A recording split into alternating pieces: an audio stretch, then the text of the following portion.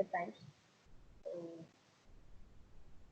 you must be wondering what it is and how does it look like, what do we use, what we use it. And yeah, I hope this video will help you in understanding some basics of microcontroller. So what is a microcontroller? Let's start with a very basic definition. It's not a technical term, but it's a very layman language. Yeah, it is basically a CPU. In common terms, it can be said as the brain of the computer. Yeah, whenever a brain of the computer in the sense is it is something which we train according to our desire. It is something which we can program, which we can program it for, giving some desired outputs according to inputs. Like its output does vary according to inputs, and we tell it, okay, for certain inputs the output should be certain, so and so. That's how we do it. And yeah, we do train our microcontrollers basically, and it's the CPU because it is the only decision making IC, or it's the only decision making thing in the system. So that's why it is called as the CPU, and that's why it's called the brain of the system. And how does it look like? So now we have a basic idea that microcontroller is the brain of the system, but how does this look like actually in physical? And this is how a microcontroller physically looks like. This is a very common picture of a microcontroller. Most of the microcontrollers look this way, only their length and width may change, but yeah, it's basically a IC having some pins around it. And the number of pins does vary. Some are 20 pin microcontroller, some are 40 pin microcontroller. And yeah, every pin on the microcontroller has its own desire. It has been designed that way.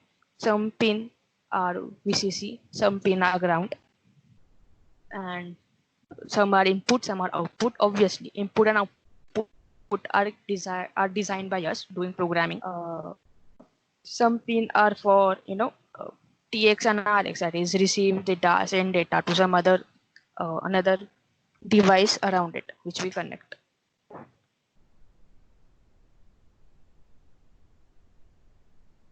So that's how a microcontroller looks like basically. And yeah, so now we know what a microcontroller is. Now we know how it looks like. It looks like an IC and it has pins around it. So now let's find out what inside a microcontroller is. What do it have? What does it have it in it? And yeah, this is a very common diagram you can find anywhere. This basically tells you what is there inside a microcontroller. It has a program memory, it has a data memory, it has a clock generator, and input and output ports, obviously. Now I told you that there are pins around it. It can be input pin, output pin. So yeah, some combinations of pins makes it a port.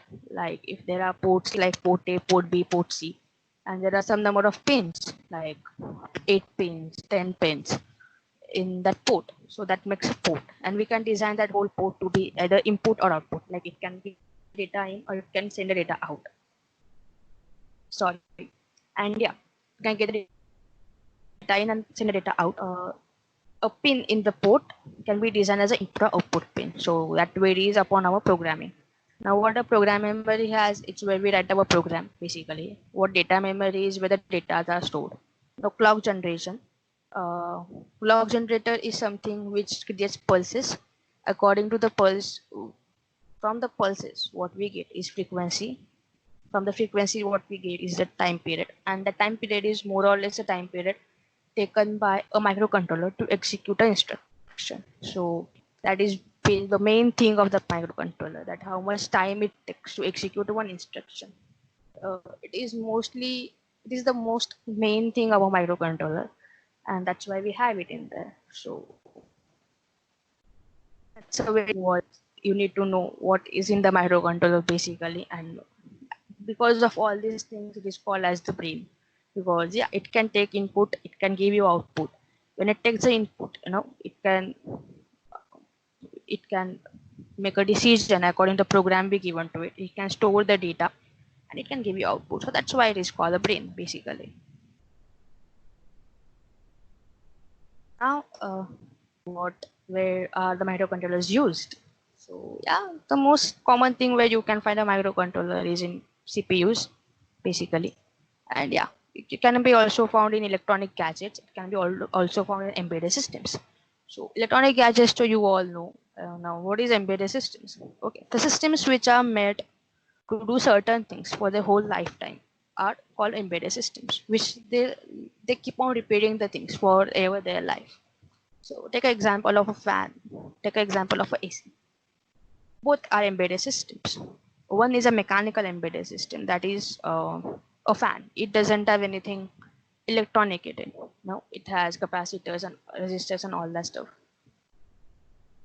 And yeah, it doesn't have any ICs in it. It doesn't change its output according to its environment. And yeah, another is AC. It does have a microcontroller in it. Now, it changes its output according to input, in the sense the surrounding gives it the input. The temperature around AC is the input given to the sensor in the AC, and according to the programming, the AC calculates and gives the output, that is a cool air. So how much cool air should be given, for how many time it should be given, in what swing it should be given, is decided by what? The microcontroller in the program, in the AC, which has been programmed by a manufacturer.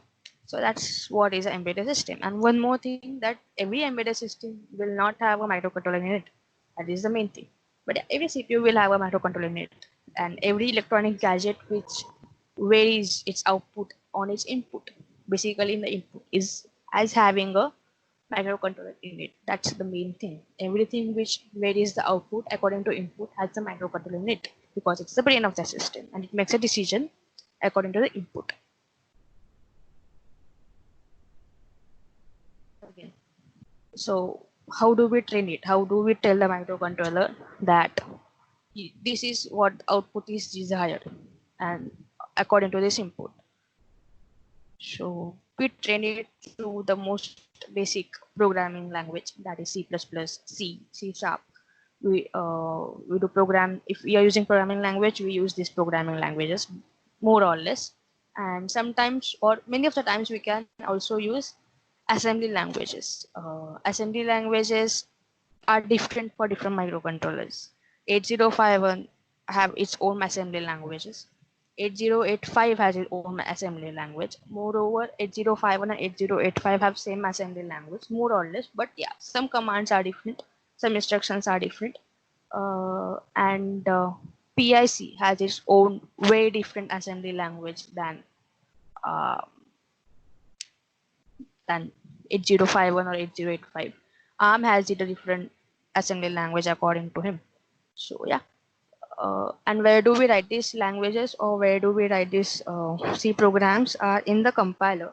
Now for 8085, and we have the kit. Most of the colleges, most of the institutes have the kit, so we write it directly in the kit. 8051 also has a kit. So 8051 we can write directly on the kit, or we can go to Kale, we can write a C++ C program and burn it on the IC, and we can check.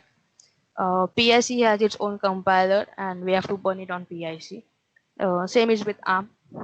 So yeah, that's how we train our microcontroller. And I hope you like this video, and if you did, please like, subscribe and share. And yeah, thank you for watching.